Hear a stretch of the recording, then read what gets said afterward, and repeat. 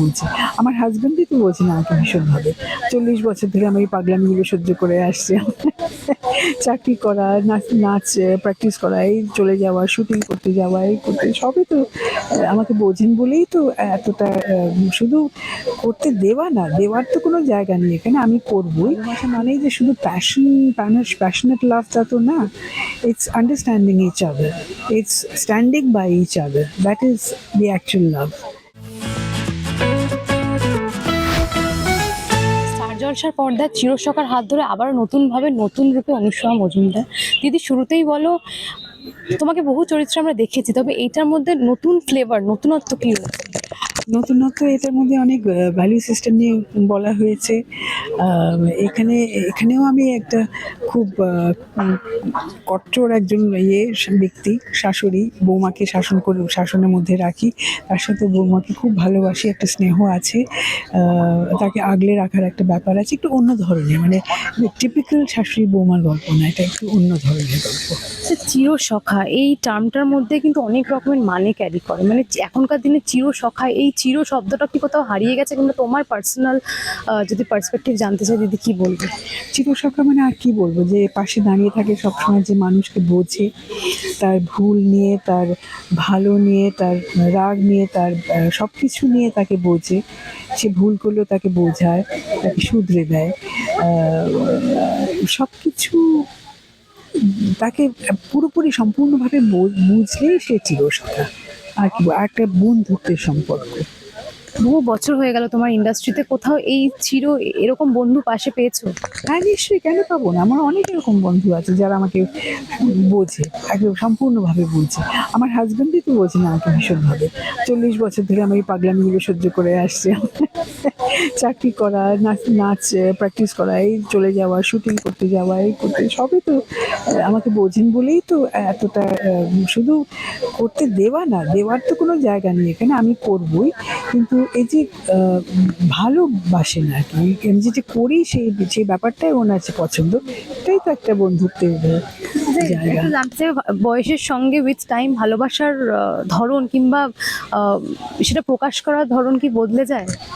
এবারে অনেক অনেক বছর একজনের সঙ্গে থাকলে সে তো একদম, এটা তো নতুন প্রেমের মতো তো কিছু আর থাকে না, তবে এই আন্ডারস্ট্যান্ডিংটা থাকে। ভালোবাসা মানেই যে শুধু প্যাশনেট লাভ তা তো না। It's understanding each other, it's standing by each other, that is the actual love. তো আমি মনে করি যে সেটা হ্যাঁ, সেটা এখনো রয়েছে। কিছু অসুস্থ হলে পাশে থাকা, এটাই তো দরকার এখন, আর কি, পাশে একজনকে চাই। এখন কি সেই বিষয়টা কোথাও হারিয়ে যাচ্ছে, বা ধরন বদলেছে বলে সে মানে সেটার টেকে না বা ভেঙে যায় খুব তাড়াতাড়ি, সেটা তো কি কারণ বলে তোমার মনে হয়? বলতে পারি না, হয়তো পেশেন্স, ধৈর্য হয়তো কমে গেছে মানুষের মনে। এত একটা ফাস্ট লাইফ, আজ লাইফস্টাইলও তো পাল্টে গেছে। Change is the only constant, বদল তো হবেই। সময়ের সঙ্গে সঙ্গে মানুষের মানসিকতা বদলাবে, সব কিছুই বদলাবে। কিন্তু এটা ব্যক্তিগত ব্যাপার, নিজেকে ঠিক রাখতে হবে, নিজের জায়গায় ঠিক রাখতে হবে, মানুষকে ভালোবাসতে হবে, মানুষের জন্য একটু ধৈর্য রাখতে হবে, বুঝতে হবে, তাহলেই না ভ্যালু সিস্টেমটা ধরে রাখা যাবে, তা নাহলে তো কোনো ভ্যালুজই থাকবে না জীবনে। এক্সপেক্ট করে কখনো আক্ষেপ করেছো? না, আক্ষেপ ব্যাপারটা না রাখারই চেষ্টা করি জীবনে, কারণ আক্ষেপ থাকলে মানে আমারই ক্ষতি, আমার কাজে সেটা ব্যাঘাত ঘটায়, আমার মনে হয় সেটা না থাকাই ভালো। কিন্তু ঘটেছে এরকম ঘটনা, কিন্তু সে তো জীবনে অনেক কিছু ব্যাপারে ঘটে, বাট ওগুলো বলার মতো না, মনে করার মতোই না। কোনো খারাপ লাগেনি যে না এই মানুষটাকে বিশ্বাস করে তাহলে কি ভুল করলাম, এরকম কখনো মনে হয়নি? বা ছোটবেলার না, আমি জানি মানুষ পাল্টাবে, হতেই পারে সে পাল্টে গেছে, সে এক জায়গায় আর নেই, একরকম ছিল আর একরকম নেই, সে বদলটা ঘটেছে, তার জীবনে ঘটেছে, আমার জীবনে ঘটেনি, it's okay, you just move on, you just move on. ধারাবাহিকের শুটিং শুরু হয়েছে এবং সুদীপ দা রয়েছে, অপরাজিতা দি রয়েছে, একটু বলো কেমন এক্সপিরিয়েন্স? দারুণ দারুণ এক্সপিরিয়েন্স, দুজনে অসম্ভব ভালো অভিনয় করেন, অসম্ভব ভালো বন্ধু আমার, ছোটদের তাদের থেকে আমি অনেক বেশি এনার্জি পাই। আমার এই অভিজ্ঞতাটা ভীষণ, একটা ভালো টিম এখানে, দারুণ একটা, অনেক ছোট ছোট আমার চেয়ে বয়সের ছোট অভিনেত্রী রয়েছে, সকলের সঙ্গে অভিনয় করে আমার খুব, আমি আনন্দ পাচ্ছি, খুব মজা পাচ্ছি। আচ্ছা, সময়ের সঙ্গে শুটিং এর ধরনও বদলায়, সেটা আমরা দেখেছি। তুমি কতটা ফিল করতে পারছো যেহেতু তুমি নতুন জেনারেশনের সঙ্গেও কাজ করছো এবং পুরনো? হ্যাঁ, না না, সব সিচুয়েশনে নিজেকে মানিয়ে চলতে হবে। নিজেকে মানিয়ে চলো, নিজেই আনন্দ পাবে, আর কিছু না। Don't expect too much from anything or anyone, and you are not never disappointed.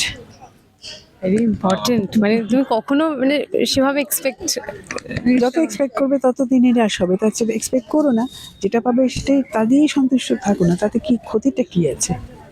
একদম। কবে দেখতে পারবে দর্শক? পর্দায় কবে থেকে আসছে একটু সময়টা বলুন।